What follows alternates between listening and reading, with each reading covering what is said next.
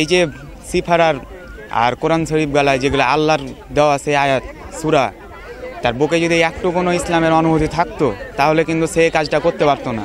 মুসলমান যদি হয়ে থাকে তো ওর কি শরীরে কি একটু কি ওর আঁচ লাগেনি? এতগুলো জিনিস মানে কোরআন শরীফ আমরা তো তাকে শ্রদ্ধা করে চলি। মুসলিম করেছে কি অমুসলিম করেছে সেটা তো আমরা জানছি না, তারপরেও যে কাজটা করেছে আমাদের অবশ্যই খারাপ লেগেছে। যে ননসেন্স ফেলেছে এটা ঠিক করেনি। কাছে একটা ব্যাগ ছিল, লাঠি দিয়ে টান দিয়ে তখন ব্যাগটাকে দেখি খুলে, দেখি যে কোরআন শরীফ, তাহলে ওইগুলোর ভিতরেও কোরআন শরীফ আছে।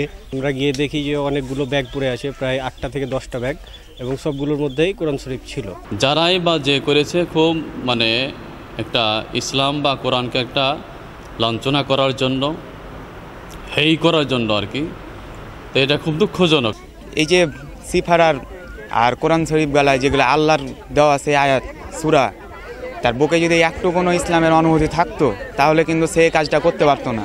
মুসলিম করেছে কি অমুসলিম করেছে সেটা তো আমরা জানছি না, তারপরেও যে কাজটা করেছে আমাদের অবশ্যই খারাপ লেগেছে। আমার মনে হয় যে এটা কোনো বিবেকমান ব্যক্তি এ কামটা করে নাই, পবিত্র কোরআন শরীফ, এতগুলো কোরআন শরীফ এইভাবে একাত্রে একটা মানে পানির জলিতে ফেলে রাখা, এটা কারোর পক্ষে এটা সম্ভব নয়। কাছে একটা ব্যাগ ছিল, লাঠি দিয়ে টান দিয়ে তখন ব্যাগটাকে দেখি খুলে, দেখি যে কোরআন শরীফ, তাহলে ওইগুলোর ভিতরেও কোরআন শরীফ আছে। ওই যে বড় ভাইকে জানাই যে ভাই এরকম ঘটনা, যে অনেক কোরআন শরীফ পড়ে থাকতে দেখলাম ব্যাগের ভিতরে অনেকগুলো, তখন এসে তখন কইয়ে তাহলে তুল। একটা ব্যাগ উঠিয়েছে, উঠার পরে খুলে দেখে যে কোরআন আর সিফারা।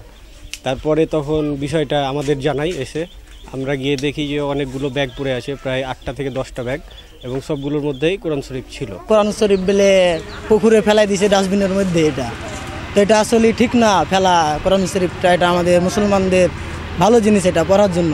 যে ননসেন্স ফেলেছে এটা ঠিক করেনি, এটা হয়তো সুরক্ষিত জায়গাতে ফেলতে হতো বা কবরস্থানে পবিত্র জায়গাতে পুঁতে রাখতে হতো। কোরআন পেয়েছে হলো 37টা, একজন নিয়ে গেছে। মুসলমান যদি হয়ে থাকে তো ওর কি শরীরে কি একটু কি ওর আঁচ লাগেনি? এতগুলো জিনিস মানে কোরআন শরীফ আমরা তো তাকে শ্রদ্ধা করে চলি। এই কোরআন শরীফ এখানে ফেলেছে গপ্তর মধ্যে, এটা নোংরা পানি, যত ড্রেনের পানি এখান দিয়ে আসে, এখান দিয়ে বয়ে যায়, এটা সব চাইতে আমাদের এই অত্র এলাকার মধ্যে এটা নোংরা জায়গা, আমাদের অত্র এলাকার মধ্যে এটা নোংরা জায়গা। আর এখানে এতগুলো জিনিস কোরআন জিনিস মানে তাকে শ্রদ্ধা করে আমরা চলি।